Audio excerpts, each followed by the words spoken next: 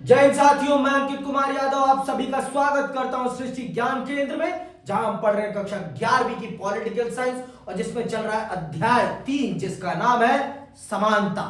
समानता जीवन का वो अधिकार है जिसके बिना एक गरिमापूर्ण जीवन जी पाना असंभव है, क्योंकि जब तक मानव में मानव जैसी समानता नहीं होगी तब तक मनुष्य अपने आप को मनुष्य नहीं समझ पाएगा। आप भली भांति जानते हैं कि इसी देश में एक लंबे समय तक कुछ लोगों के साथ असमानता का बर्ताव किया गया है, वो भी किस आधार पर? जाति के आधार पर। दुनिया के भिन्न भिन्न कोनों में लोगों के साथ रंग के आधार पर भेदभाव हुआ है।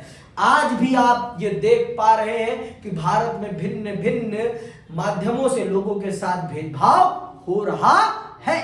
भेदभाव आज भी बंद नहीं हुआ है। कहीं भाषाई भेदभाव है, कहीं जातीय भेदभाव है, कहीं नस्लीय भेदभाव है, लेकिन भेदभाव है। और जब तक भेदभाव नहीं मिटेगा तब तक समाज एक गरिमापूर्ण समाज नहीं बना पाएगा। तो आइए आज चल रहे हैं हम राजनीतिक सिद्धांत की इस किताब में ये जानने और समझने कि समानता क्या है और समानता के क्या सिद्धांत होते हैं, किन सिद्धांतों पर समानता गढ़ी जाती है, किन सिद्धांतों पर समानता गढ़ी जाती है और क्या होते हैं समानता के सिद्धांत। समझ में आई बात? तो चलिए पढ़ते हैं और इस बात को बखूबी जानते और समझते हैं कि क्या है समानता, क्या है समानता। ठीक है, तो आइए पहले तो ये जान लेते हैं कि इस अध्याय में हम क्या क्या पढ़ेंगे समानता के संबंध में। ठीक, आइए। यह अध्याय समानता की अवधारणा के बारे में है। समानता को एक मूल्य के रूप में संविधान में भी दर्ज किया गया है। यहाँ समानता की अवधारणा पर रोशनी डालते हुए निम्नलिखित सवालों को पड़ताल करने की कोशिश की गई है। पहला, समानता क्या है? हमें इस नैतिक और राजनीतिक आदर्श के बारे में क्या सोचना चाहिए? ठीक है, क्या समानता का मतलब व्यक्ति से हर स्थिति में एक समान बर्ताव है? क्या होता है समानता वास्तविक तौर पर? और क्या हर मामले में व्यक्ति से एक जैसा बर्ताव किया जाना चाहिए समानता के नाम पर, या फिर अलग अलग बर्ताव भी होना चाहिए? हम समानता की ओर कैसे बढ़ सकते हैं और जीवन के विभिन्न क्षेत्रों में असमानता को न्यूनतम कैसे कर सकते हैं? ठीक, और फिर हम समानता के राजनीतिक, आर्थिक और सामाजिक आयामों को अलग अलग कैसे समझ सकते हैं। इन सवालों को समझने और सुलझाने के क्रम में हमारा सामना समाजवाद, मार्क्सवाद, उदारवाद और नारीवाद जैसे अपने समय की कुछ खास विचारधाराओं से होगा। तो ये सारी बातें जब हम समानता को चल रहे हैं समझने, तो हम कई विचारधाराओं को भी समझेंगे, जिसमें आपका समाजवाद आएगा, जिसमें आपका मार्क्सवाद आएगा, जिसमें आपका उदारवाद आएगा और जिसमें आपका नारीवाद भी आएगा। इन सब विचारों को भी हम बहुत विस्तार पूर्वक समझेंगे इस अध्याय में। इस अध्याय में हम असमानता की स्थिति के बारे में कुछ आंकड़े और चित्र देखेंगे। ये केवल इसलिए दिए गए हैं कि हम सब छोड़ो इसको। समानता महत्वपूर्ण क्यों है? समानता महत्वपूर्ण क्यों है? सबसे पहले तो ये जानना हम सबके लिए बहुत जरूरी है। जब तक हम ये नहीं जानेंगे कि समाज के लिए समानता का क्या महत्व है, तब तक हम समानता की महत्व को, समानता के व्यक्तित्व को अपने समाज में और अपने अंदर नहीं उतार पाएंगे कि समानता इतनी क्यों जरूरी है और क्यों इतना महत्व रखती है हमारे जीवन में। ठीक है, आइए पढ़ते हैं। समानता एक शक्तिशाली नैतिक और राजनीतिक आदर्श के रूप में कई शताब्दियों से मानव समाज को प्रेरित और निर्देशित करता रहा है। समानता की बात सभी आस्थाओं और धर्मों में समाविष्ट है। हर धर्म ईश्वर की रचना के रूप में प्रत्येक मनुष्य के समान महत्व की घोषणा करता है। समानता की अवधारणा एक राजनीतिक आदर्श के रूप में उन विशिष्टताओं पर जोर देती है जिनमें तमाम मनुष्य रंग, लिंग, वंश या राष्ट्रीयता के फर्क के बाद भी साझेदार होते हैं। क्या कह रहा है? समानता की अवधारणा एक राजनीतिक आदर्श के रूप में उन विशिष्टताओं पर जोर देती है जिनमें तमाम मनुष्य रंग, लिंग, वंश या राष्ट्रीयता के फर्क के बाद भी साझेदार होते हैं। हम इन आधारों पर अलग भी हैं, फिर भी हम समान हैं। फिर भी हम समान हैं, क्योंकि समानता मानव अधिकार का नाम है। ये किसी राष्ट्र, किसी चीज से संबंधित नहीं है, ये मानव गरिमा से संबंधित है। समानता किससे संबंधित है? मानव गरिमा, मानव अस्तित्व से संबंधित है। इसलिए समानता की जब बात होगी तो इसमें रंग, लिंग और राष्ट्रीयता मैटर नहीं करती, इसमें मैटर करती है मानव गरिमा। इसमें क्या मैटर करती है? मानव गरिमा। समानता किससे संबंधित है? मानव गरिमा से संबंधित है, मानव की गरिमा से संबंधित है। इसलिए ये इतनी महत्वपूर्ण हो जाती है। ये बहुत महत्वपूर्ण चीज है, समानता बहुत महत्वपूर्ण चीज है। समझ में आई बात कि अभी भी नहीं आई? पक्का? आगे सुनो। समानता का दावा है कि समान मानवता के कारण सभी मनुष्य समान महत्व और सम्मान पाने योग्य हैं। साझी मानवता की यह धारणा ही सार्वभौमिक मानव अधिकार या मानव के प्रति अपराध जैसी अवधारणाओं के पीछे रहती है। समझ में? ये कह दिया ना इसने, सार्वभौमिक मानव अधिकार, सार्वभौमिक मानव अधिकार कि मतलब सबके लिए मानव अधिकार एक जैसे होने चाहिए, एक जैसे, यूनिवर्सल ह्यूमन राइट, इसकी बात है। ये सार्वभौमिक, यूनिवर्सल है। समझ में आई बात? सबको एक जैसे मानव अधिकार मिलने चाहिए, इसकी ये बात कर रहा है। समझ में आई बात? आगे सुनो। बहुत सी सामाजिक संस्थाएं और राजसत्ता लोगों में पद, धन, हैसियत या विशेषाधिकार की असमानता कायम रखती हैं। आधुनिक काल में सभी मनुष्यों की समानता का राजसत्ता और ऐसी सामाजिक संस्थाओं के खिलाफ संघर्षों में एकजुटता लाने वाले नारे के रूप में इस्तेमाल किया गया है। 18वीं शताब्दी के उत्तरार्ध में हुई फ्रांसीसी क्रांति भी भूसामंती, अभिजात वर्ग और राजशाही के खिलाफ विद्रोह के दौरान स्वतंत्रता, समानता, भाईचारा फ्रांसीसी क्रांति का नारा है कहां से?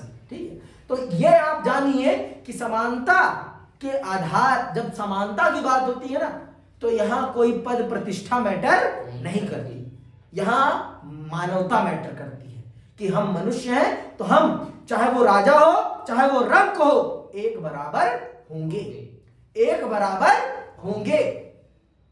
मानव अधिकारों के मामले में जितना सम्मान उसका होना चाहिए उतना सम्मान मेरा भी होना चाहिए, क्योंकि मैं भी मनुष्य हूं, मेरी भी अपनी गरिमा है, मेरा भी अपना सम्मान है, तो मेरे साथ भी भेदभाव नहीं होना चाहिए। मुझे भी उतनी गरिमा, उतना ही सम्मान मिलना चाहिए जितना राजा साहब को मिल रहा है, जितना राजा साहब को मिल रहा है उतना मुझे भी मिलना चाहिए। समझ में आई बात? हमारे और उनके बीच में अंतर नहीं होना चाहिए। आई बात समझ? भेजन गई इतनी बात? आगे सुनो। समानता की मांग 20वीं शताब्दी में एशिया और अफ्रीका के उपनिवेश विरोधी स्वतंत्रता संघर्ष के दौरान भी उठी थी, और यह लगातार उन संघर्षरत समूहों द्वारा उठाई जा रही है जो महसूस करते हैं कि उन्हें समाज में किनारे कर दिया गया है, जैसे कि महिलाएं या दलित। आज समानता व्यापक रूप से स्वीकृत आदर्श है, जिसे अनेक देशों के संविधान और कानूनों में सम्मिलित किया गया है। फिर भी समाज में हमारे चारों ओर समानता की बजाय असमानता अधिक नजर आती है। अपने देश में हम आलीशान आवासों के साथ साथ झोपड़ियां, विश्व स्तरीय सुविधाओं से लैस स्कूल और वातानुकूल कक्षाओं के साथ साथ पेयजल या शौचालय की सुविधाओं से भी स्कूल भोजन की बर्बादी के साथ साथ भुखमरी देख सकते हैं। कानून जो वादा करता है जो हमारे चारों ओर मौजूद है, उसके बीच अंतर बिल्कुल स्पष्ट है। कहने के लिए तो समानता हमारा मौलिक अधिकार है, लेकिन क्या वास्तविक तौर पर देश में समानता है? एक बच्चे अत्याधुनिक सुविधाओं से संपन्न स्कूलों में पढ़ रहे हैं और एक बच्चा ऐसे स्कूल में पढ़ रहा है जहां पर मूलभूत सुविधाएं भी नहीं है। मूलभूत सुविधाओं का मतलब बैठने के लिए डेस्क भी नहीं है, लिखने के लिए ब्लैक बोर्ड भी नहीं है, और एक बच्चा इतनी अत्यधिक आधुनिक स्कूल में पढ़ रहा है जहां वो वातानुकूल अर्थात एसी में बैठ कर पढ़ रहा है। तो क्या ये समानता है? एक तरफ भोजन की बर्बादी हो रही है तो दूसरी तरफ भुखमरी छाई पड़ी है। तो क्या ये समानता है? क्या यही समानता है? क्या इसी समानता की बात करता है भारत का संविधान या दुनिया का संविधान? कदापि नहीं। पर यह समानता नहीं है, ये समानता नहीं है। आप इस बात को समझिए, ये समानता नहीं है। समझ में आई बात? ये समानता नहीं है। अगर आप सच में समानता चाहते हैं तो आपको समाज में और बदलाव करने पड़ेंगे और समाज में जो गरीब है उसको और सुविधाएं देनी पड़ेंगी। उसका विकास करने के लिए और आपको आगे आना पड़ेगा, तब जाकर चीजें बदल पाएंगी, तब जाकर चीजें बदल पाएंगी, चीजें आगे आ पाएंगी, चीजें निखर पाएंगी। मेरी बात को समझ रहे हो ना? जब तक आप इन सब चीजों को नहीं करते हैं तब तक आप समानता की प्राप्ति नहीं कर सकते हैं, तब तक आप समानता की प्राप्ति नहीं कर सकते। इस बात को समझिए आप। अगर आप सच में समानता चाहते हैं तो आपको उन सब चीजों को करना पड़ेगा जिससे कि समाज के दोनों स्तरों में समानता आ सके, समाज के दोनों स्तरों में समानता आ सके। ठीक है, आगे सुनो। नीचे विश्व और हमारे देश के स्तर पर असमानता को दर्शाने, छोड़ो इसको, ठीक है, आगे सुनो। यह हमारा सामना एक विरोधाभास से होता है। लगभग हर कोई समानता के आदर्श को स्वीकार करता है जबकि लगभग हर तरफ हमें असमानता के दर्शन होते हैं। हम ऐसी जटिल दुनिया में रहते हैं जिसमें धन, संपदा, अवसर, कार्य, स्थिति और शक्ति की भारी असमानता है। क्या हमें इस तरह की असमानता से चिंतित होना चाहिए? जी जरूर होना चाहिए। धन की असमानता से तो चिंतित होना ही चाहिए क्योंकि वास्तविक असमानता वही है। देखो ना आप, कुछ लोगों के पास इतनी सुख सुविधाएं हैं और कुछ लोगों के पास इतना भी नहीं है कि वो 2 वक्त की रोटी भी अपने लिए जुगाड़ कर सकें। और जब उनके पास 2 वक्त की रोटी नहीं रहेगी तो वो 2 वक्त की रोटी प्राप्त करने के लिए किसी भी हद तक जाने को तैयार हो जाएंगे। अभी का उदाहरण है, सैफ अली खान के घर में घुसा ना चोर, है ना, घुसा ना। अब मुझे ये नहीं पता क्या पर्पस था उसका, लेकिन घुसा। आतंकवादी लोग बन रहे हैं तो क्यों बन रहे हैं? इस पेट की आग के कारण ही तो बन रहे हैं ना। पाकिस्तान में लोग अगर बंदूक उठा रहे हैं तो बंदूक उठाने के पीछे सबसे बड़ा कारण क्या है? कभी सोचा है? सबसे बड़ा कारण है भूख। आर्थिक तौर पर असक्षम है वो लोग, उनके पास अवसर नहीं है, जिस कारण से वो अपने लिए 2 वक्त की रोटी प्राप्त करने के लिए हथियार का माध्यम ले रहे हैं, हथियार इस्तेमाल कर रहे हैं, हथियार प्रयोग कर रहे हैं। समझ में आई बात? हथियार को अपना माध्यम बना रहे हैं जिसके माध्यम से वो अपनी बात को प्रखरता से रख सके, अपनी बात को प्रखरता से रख सकें और अपनी बात स्पष्ट तौर पर सबके सामने प्रस्तुत कर सकें। समझ में आया कि अभी भी नहीं आया? आगे सुनिए, कहां तक हो गए? क्या ये सामाजिक जीवन के अस्थायी और अपरिहार्य लक्षण है जो मनुष्यों की प्रतिभा और योग्यता के साथ साथ सामाजिक विकास और संपन्नता में उनके योगदान के अंतर को भी प्रतिबिंबित करते हैं? क्या ये असमानताएं हमारी सामाजिक स्थिति और नियमों के कारण पैदा होती हैं? ये ऐसे प्रश्न हैं जिन्होंने दुनिया भर के लोगों को वर्षों से परेशान कर रखा है और परेशान होना भी चाहिए, क्योंकि जब तक इन प्रश्नों का उत्तर नहीं मिलेगा तब तक समाज एक सही दिशा में नहीं जा सकता है, तब तक समाज एक सही दिशा में नहीं जा सकता। आपको इन सभी प्रश्नों के उत्तर चाहिए ही चाहिए। बिना इन उत्तरों के आप आगे नहीं जा सकते हैं। आपको अगर आगे जाना है तो आपको इन उत्तरों को तो खोजना ही पड़ेगा, और बिना इन उत्तरों को खोजे आप आगे नहीं बढ़ सकते। आगे सुनिए। इस तरह के सवालों ने समानता को सामाजिक और राजनीतिक सिद्धांत का केंद्र विषय बना दिया है। राजनीतिक सिद्धांत के छात्र को सवालों की एक लंबी श्रृंखला का सामना करना पड़ता है। इसी तरह का एक सवाल है कि समानता का क्या निहितार्थ है, जबकि हम बहुत से मायनों में बड़े स्पष्ट रूप से अलग हैं। यह बात कहने का आशय क्या है कि हम समान हैं। हम समानता के आदर्श के माध्यम से क्या पाना चाहते हैं? क्या हम आय और रुतबे के सभी अंतरों को मिटाने का प्रयास कर रहे हैं? दूसरे शब्दों में, हम किस तरह की और किसके लिए समानता पाना चाहते हैं? समानता की अवधारणा के बारे में कुछ और प्रश्न भी उठाए गए हैं। हम यहाँ उन पर भी विचार करेंगे। समानता को बढ़ावा देने के लिए क्या हमें सभी लोगों से हमेशा बिल्कुल एक तरह का व्यवहार करना चाहिए? देखो, एक तरह का व्यवहार नहीं, यहाँ सबसे बड़ा प्रश्न है संसाधनों में असमानता, संसाधनों में, अवसरों में, धन में। ये जो असमानता है ना, ये बड़ा कारण है। यहां एक जैसा बिल्कुल बर्ताव करने की जरूरत नहीं। जो अलग है उसके साथ अलग बर्ताव होना स्वाभाविक है। दिव्यांग व्यक्ति के साथ सामान्य व्यक्ति जैसा व्यवहार नहीं किया जा सकता। अगर उसके साथ सामान्य व्यक्ति जैसा व्यवहार किया जा रहा है तो वो उसके साथ असमानता की जा रही है। अगर एक दिव्यांग व्यक्ति है, वो चलने में असक्षम है और उसे मजबूर किया जा रहा है सीढ़ियों से चढ़ने के लिए, तो ये उसके साथ सरासर अन्याय है। ये उसके साथ असमानता का बर्ताव है। और अगर उसके लिए रैंप और व्हील चेयर की व्यवस्था की जा रही है तो ये उसके साथ समानता का बर्ताव माना जाएगा।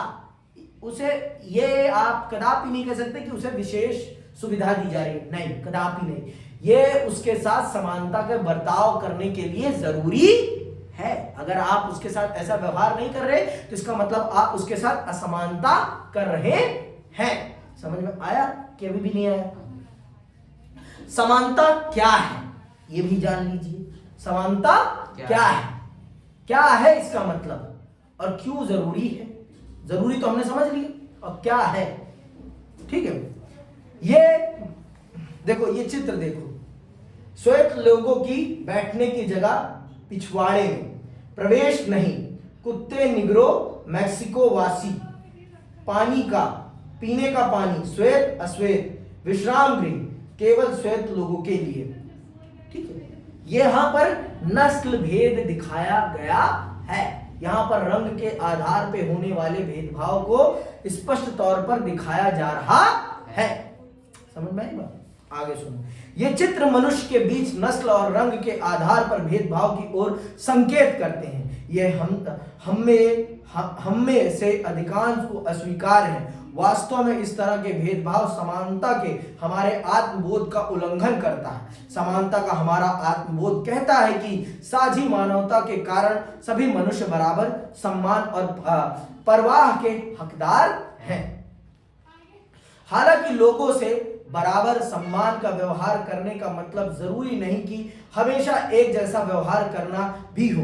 कोई भी समाज अपने सभी सदस्यों के साथ सभी स्थितियों में पूर्णतः एक समान बर्ताव नहीं करता। समाज के सहज कार्य व्यापार के लिए कार्य का विभाजन जरूरी है। अलग अलग काम और अलग अलग लोगों को महत्व और लाभ भी अलग अलग मिलता है। कई बार इस बर्ताव में यह अंतर न केवल स्वीकार्य हो सकता है बल्कि जरूरी भी लग सकता है। उदाहरण के लिए, प्रधानमंत्री या सेना के जनरल को विशेष सरकारी दर्जा या सम्मान देना हमें तब तक समानता की धारणा के विपरीत नहीं लगता जब तक कि उसका दुरुपयोग न हो, लेकिन कुछ अलग किस्म की असमानताएं अन्यायपूर्ण लग सकती है। देखो, हर समय हर व्यक्ति के साथ समान बर्ताव नहीं किया जा सकता।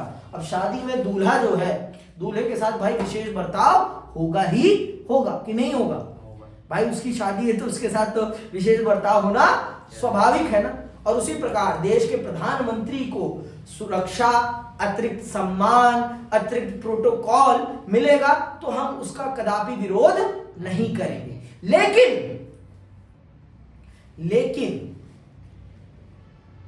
प्रधानमंत्री का सम्मान हो और एक व्यक्ति को निरादर की दृष्टि से देखा जाए, ये कदापि स्वीकार नहीं होगा, क्योंकि वो भी मनुष्य है और वो भी मनुष्य है। मैं उनके विशेषाधिकार, देखो जब तक पद पर है तब तक उनके साथ अगर विशेषाधिकार भरा व्यवहार किया जा रहा है तो इसका कोई विरोध नहीं करेगा, लेकिन जिस दिन वो पद से उतर जाए फिर भी उनके साथ विशेषाधिकार जैसा व्यवहार हो रहा है तो ये कदापि स्वीकार नहीं हो सकता है, ये कदापि स्वीकार नहीं हो सकता। समझ में आई बात?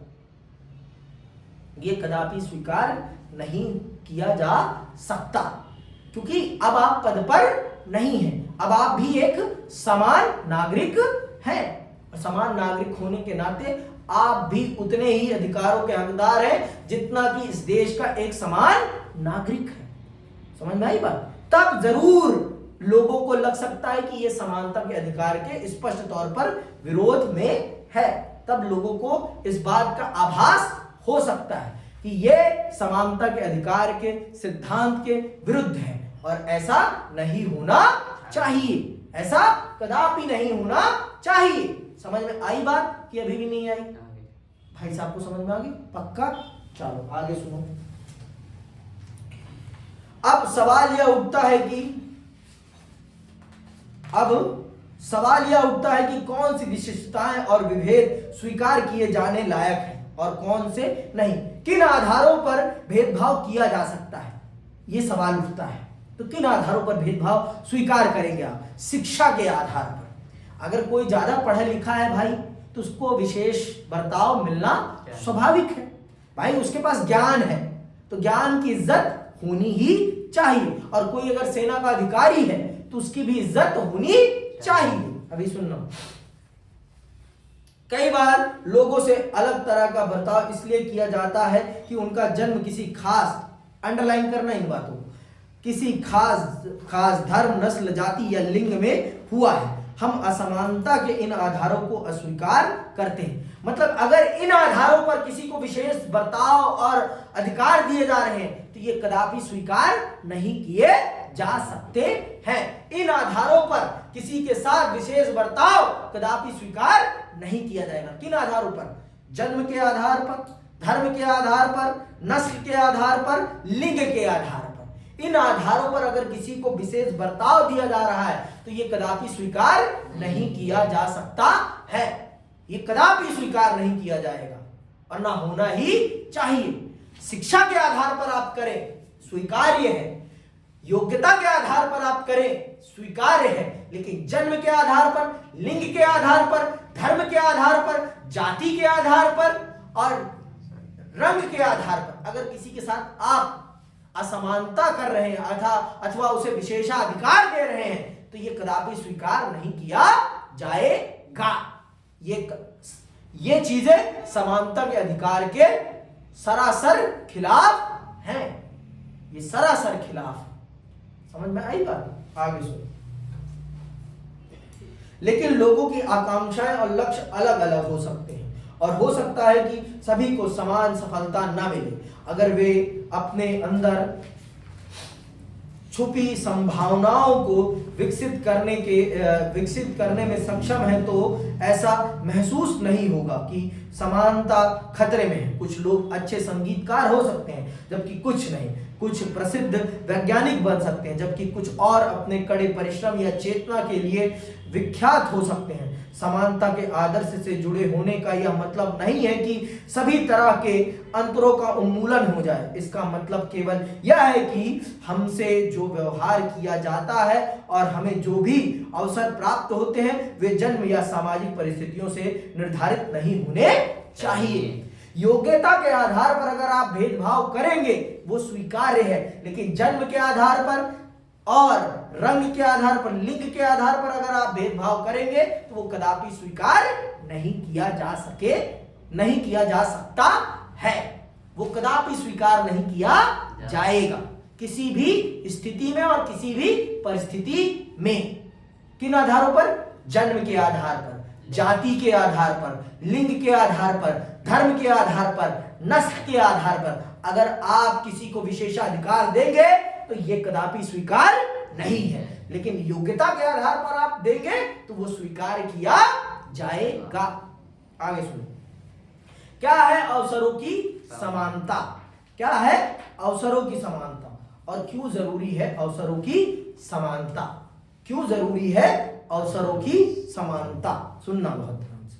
समानता की अवधारणा में यह निहित है कि सभी मनुष्य अपनी दक्षता और प्रतिभा को विकसित करने के लिए तथा उन अपने लक्ष्यों और आकांक्षाओं को पूरा करने के लिए समान अधिकार और अवसरों के हकदार हैं। इसका आश्रय यह है कि समाज में लोग अपनी पसंद और प्राथमिकताओं के मामले में अलग हो सकते हैं, उनकी प्रतिभा और योग्यता में भी अंतर हो सकता है और हो सकता है इस कारण से कुछ लोग अपने चुने हुए क्षेत्रों में बाकी लोगों से ज्यादा सफल हो जाएं, लेकिन केवल इसलिए कि कोई क्रिकेट में पहले पायदान पर पहुंच गया है या कोई बहुत सफल वकील बन गया है, समाज में असमान नहीं माना जा सकता। दूसरे शब्दों में सामाजिक दर्जा, संपत्ति या विशेषाधिकार में समानता का अभाव होना महत्वपूर्ण नहीं है, लेकिन शिक्षा, स्वास्थ्य और सुरक्षित आवास जैसी बुनियादी चीजों की उपलब्धता में असमानता से कोई समाज असमान और अन्यायपूर्ण बनता है। इन चीजों में अगर असमानता होती है, किन में? शिक्षा में, स्वास्थ्य में, सुरक्षित आवास में, अगर ऐसी चीजों में लोगों के साथ असमानता हो रही है तो यह सरासर अन्याय है।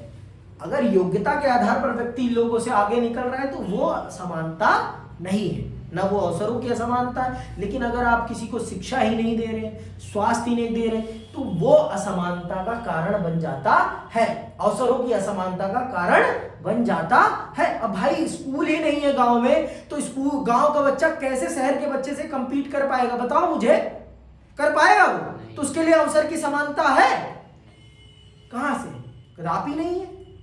जब भाई वो पढ़ेगा ही नहीं तो बढ़ेगा कैसे? और जब बढ़ेगा ही नहीं तो वो अवसर की समानता के अधिकार का क्या करेगा? झुंझुना में जाएगा, ले झुन झुन झुन झुन झुन झुन झुन, ये करेगा? बताओ, ये करेगा? ये करने का तो उसके पास कोई विकल्प ही नहीं है। अधिकार होने से नहीं, अधिकारों को अमली जामा पहनाने से काम बनता है। अधिकारों को अमली जामा पहनाने से काम बनता है। समझ में आई बात? और अगर अधिकारों को अमली जामा नहीं पहनाया जाएगा तो काम नहीं बनेगा, काम नहीं बनेगा। बाबू मोशाय, समझ में आई बात कि अभी भी नहीं आई? आगे सुनिए। प्राकृतिक और सामाजिक असमानताएं। कौन सी असमानताएं प्राकृतिक होती हैं और कौन सी समाज के द्वारा बनाई गई होती हैं, इनको भी जान लीजिए आप थोड़ा बहुत। राजनीतिक सिद्धांत में प्राकृतिक असमानताओं और समाज जनित असमानताओं में अंतर किया जाता है। प्राकृतिक असमानताएं लोगों में उनकी विभिन्न क्षमताओं, प्रतिभा और उनके अलग अलग चयन के कारण पैदा होती है। समाज जनित असमानताएं वे होती हैं जो समाज में अवसरों की असमानता होने या किसी समूह या दूसरे के द्वारा शोषण किए जाने से पैदा होती है। जो समाज के द्वारा पैदा होती हैं वो समाज जनित असमानताएं होती हैं, और जो भगवान के द्वारा दी जाती हैं वो प्राकृतिक असमानता होती है। अब भाई किसी के अंदर बचपन से ही गाने का खूब अच्छा टैलेंट है और किसी का बचपन से ही पांव थोड़ा सा टेढ़ा है या बुद्धि से थोड़ा सा डिम है, तो ये क्या है? ये प्राकृतिक है। लेकिन जाति के आधार पर, रंग के आधार पर, लिंग के आधार पर, जन्म स्थान के आधार पर अगर किसी के साथ भेदभाव हो रहा है तो ये क्या है? समाज जनित है। ये समाज के द्वारा पैदा की गई असमानता है। समझ में आई बात? अगर मैं तुम्हारा रंग देखकर तुमसे हाथ नहीं मिला रहा हूं तो ये क्या है? ये क्या है? समाज जनित, मेरे द्वारा पैदा की गई असमानता। मैं तुमसे तुम्हारी जात पूछकर कह रहा हूं कि तुम अगर इस जाति के हो तो नीचे बैठोगे, तो ये क्या है? समाज जनित असमानता है। क्या है ये? समाज जनित असमानता। समझ में आई बात? आगे सुनो। प्राकृतिक असमानताएं लोगों की जन्मगत विशिष्टताओं और योग्यताओं का परिणाम मानी जाती है। सुन रहे हो ना? प्राकृतिक असमानताएं लोगों की जन्मगत विशिष्टताओं और योग्यताओं का परिणाम मानी जाती हैं। यहाँ आमतौर पर मान लिया जाता है कि प्राकृतिक भिन्नताओं को बदला नहीं जा सकता। दूसरी ओर वे सामाजिक असमानताएं हैं जिन्हें समाज ने पैदा किया है। उदाहरण स्वरूप कुछ समाज बौद्धिक काम करने वालों को शारीरिक कार्य करने वालों से अधिक महत्व देते हैं और उन्हें अलग तरीके से लाभ देते हैं। वे विभिन्न वंश, रंग या जाति के लोगों के साथ भिन्न भिन्न व्यवहार करते हैं। इस तरह के भेदभाव में समाज के मूल्य प्रतिबिंबित होंगे और इनमें से कुछ हमें निश्चित रूप से अनुचित लग सकते हैं। तो ये सारा चीजें हैं। आगे सुनो। प्राकृतिक और समाज मूलक असमानताओं में फर्क करना इसलिए भी उपयोगी होता है कि इससे स्वीकार की जा सकने लायक और अन्यायपूर्ण असमानताओं को अलग अलग करने में मदद मिलती है। लेकिन दो तरह की असमानताओं में फर्क हमेशा साफ और अपने आप स्पष्ट नहीं होता। उदाहरण के लिए, जब लोगों के बर्ताव में कुछ असमानताएं लंबे काल तक विद्यमान रहती हैं तो वे हमें मनुष्य की प्राकृतिक विशेषताओं पर आधारित लगने लगती है। ऐसा लगने लगता है जैसे कि वे जन्मगत हो और आसानी से बदल नहीं सकती। उदाहरण के लिए, औरतें अनादि काल से अबला कही जाती ही थी। उन्हें भीरू एवं पुरुषों से कम बुद्धि का माना जाता था और जिन्हें विशेष संरक्षण की जरूरत थी। इसीलिए यह मान लिया गया था कि औरतों को समान अधिकार से वंचित रखना न्याय संगत है। अफ्रीका में काले लोग उनके औपनिवेशिक शासकों द्वारा कम बुद्धि वाले निरे बच्चे और महज शारीरिक श्रम, खेलकूद और संगीत में बेहतर माने गए। यह धारणा दास प्रथा जैसी संस्थाओं को न्यायोचित ठहराने में प्रयुक्त हुई। ऐसे सभी मानकों और मूल्यांकनों पर अब सवाल उठाए जा रहे हैं। उन्हें प्राकृतिक लक्षणों पर आधारित मानने से अधिक जनता की शक्ति और राष्ट्र की सत्ता के बीच में फर्क का प्रतिबिंब माना जाता है। देखो, कोई भी असमानता अगर लंबे समय से विद्यमान रहेगी समाज में तो उसे प्राकृतिक असमानता मान लिया जाता है। जैसे भारत में जाति प्रथा और विश्व में रंग भेद और महिलाओं के साथ होने वाला भेदभाव, ये वो चीजें हैं जिन्हें समाज प्राकृतिक असमानता मानता है, जिन्हें प्राकृतिक तौर पर मान लेता है। लेकिन क्या वास्तविक तौर पर ये प्राकृतिक असमानता है? भगवान ने दी है ये समानता, ये व्यक्ति के द्वारा, समाज के द्वारा पैदा की गई है। समाज ने इनको पैदा किया है। रंग के आधार पर भेदभाव, जाति के आधार पर भेदभाव, लिंग के आधार पर भेदभाव, ये कौन कर रहा है? भगवान ने नहीं करा है, ये हमने करा है।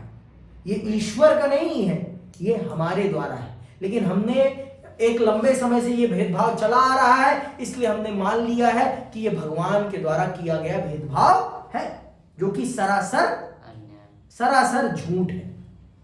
सरासर झूठ है, ये कदापि सत्य नहीं है। ये कदापि सत्य नहीं है। समझ में आई बात?